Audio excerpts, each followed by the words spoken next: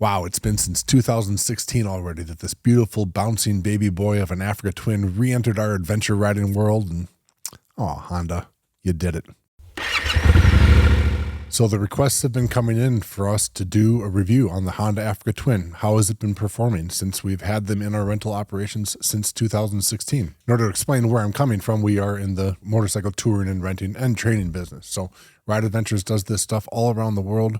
We've got customers with millions of miles on all these different bikes and tires and everything that we use. And as a rental provider, as a touring provider, we just simply cannot have unreliable bikes going out there into the abyss that is Patagonia or the wild remote places of Oregon here in the Pacific Northwest. Once the bike is away from the shop, if it has problems, that's ultimately on us.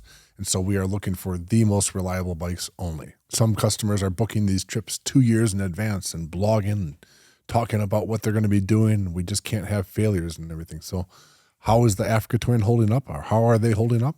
Before getting into the heart of the video, riders, please note that we have launched our web store. We as adventure riders want to share with you our experiences with the gear and the parts and the products and the tires and all the different things that we use in the touring and renting operations that we perform all around the world. So check out our web store. We hope that the information we're putting together helps you make the right decision, the right gear the first time. So before getting into the current status, so to speak, of the Africa Twins that we have in operations, let's do a quick recap, drawing the pros and cons from our original review of this bike that we did about 3 years ago. Going down the list of pros about the Africa Twin that I like first. Number one, you got to keep in mind that Honda reliability. Again, to the points that I mentioned, we cannot have customers going into places with unreliable bikes. It's a waste of their vacation time and efforts and frustrations. I don't even need to tell you, of course, what reliability means to you as a rider, but of course to us as a provider of that bike in some situations, it means a whole lot. So very reliable bike so far, and we love that. One of the pros that I mentioned about the bike is the Africa Twin in that sort of heavyweight category is still a little bit more on the slender side than some of the bigger, heavier ones are, in the low 500s of pounds instead of the high 500s. I like that sleeker, more agile and athletic design. Really like that. Also, a 10-to-1 compression ratio, or at least something on the lower end like that, should mean something in terms of longevity for how long that engine is going to last. Pipe it up to 12.5-to-1 or 13-to-1 as some bikes are now being compressed to, and it's going to mean probably a longer or a shorter lifespan of that engine. So Honda's probably going to last a lot longer. I mentioned in that review that the transmission is practically flawless. I can't find a fault to it. I've almost never had a misshift that I can even recall, and so great transmission. Fully adjustable suspension there if you want to take the time to get out the wrenches and do the clickers with screwdrivers and things like that. It's nice to have fully adjustable suspension. It's got all the electronics and ride control features if you like that, traction control and things like that. I've talked about in other videos how I actually don't want traction control, and it is unfortunate actually that you can't turn off the front ABS on the Africa Twin, but again, it's got those features if you want that. It's got an adjustable 2-position seat, and then an overall aesthetic appearance and a sound that I think are outstanding.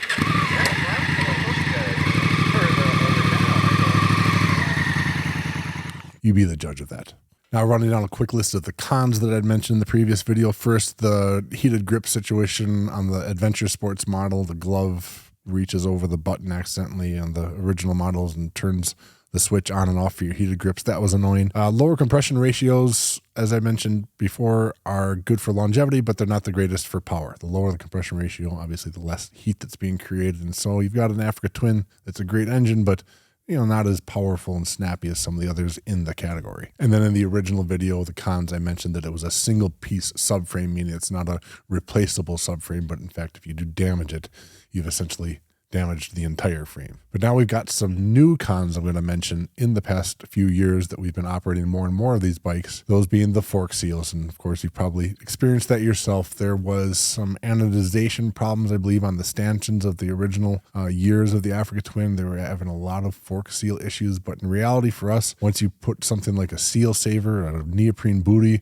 over that part and you keep those seals a little bit cleaner, they do last pretty long. We don't have as many fork seal leaks as we would have without them. The fuel tanks on the Adventure Sports models, and again, we had some 2018 models, and I don't know if it's been fixed since then, but there was an issue in the manufacturing process. They had something wrong with the liner or the coating that was being put into those bikes, and the liner was degrading and getting all down into the fuel, wrapping up in the fuel filter and clogging fuel filters.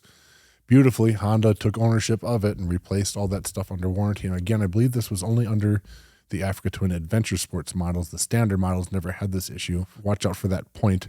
See if your fuel tank has been replaced if you're looking at buying a used Adventure Sports from someone. Another one of the new cons we sort of noticed having more of these in the operation is that the rear assembly of the tail light and such, it sort of just falls apart and it's hard to keep together. Not a big deal, just a little bit of a fitting issue. We did have one throttle tube go bad, that sort of return spring action that you got. We had a throttle that was sticking, and that was just on one bike. We haven't seen it on any of the others. And by the way, I'm talking about between our North American operations and all that we're doing in South America and other parts of the world, probably like 30 plus of these Africa Twins that we've been through. I mean, customers with hundreds of thousands of miles.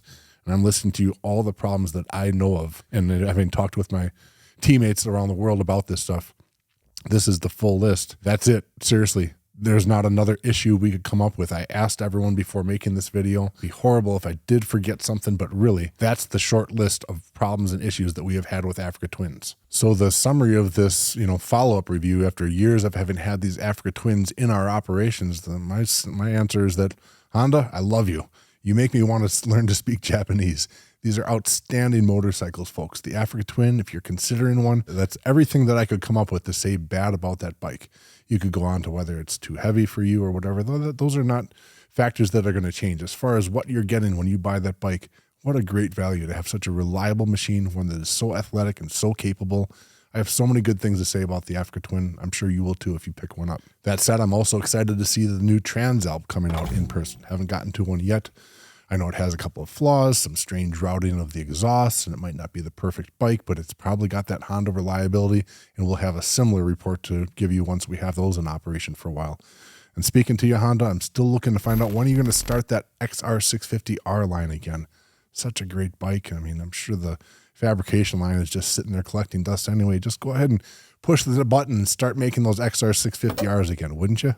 So my takeaway question for you, the audience, is who has the big number of mileage at this point on an Africa Twin? In the rental business, we don't keep them forever. We don't go over 100,000 miles, for example, on a rental bike. But who out there, has anybody put that kind of mileage in the past 6 or 7 years on one of these current Africa Twins? What's your big number, or a friend of yours? Let us know in the comments below. And also, is anybody out there having problems with Africa Twins that I didn't mention? I didn't scour the internet looking to see who's having problems, because again, we're running enough of these in our fleet operations that I would think we would know if we see a regular problem. And again, it would have been listed in that list of cons that I went through. But is anybody else having problems that I didn't mention? Anyway, hope the review helps. If you're looking for an Africa Twin, great bike. Go ahead and get it and let us know how much you're enjoying it. So thanks for watching, everyone. Ride on. Be sure to like and subscribe and share this stuff and hit the notifications bell.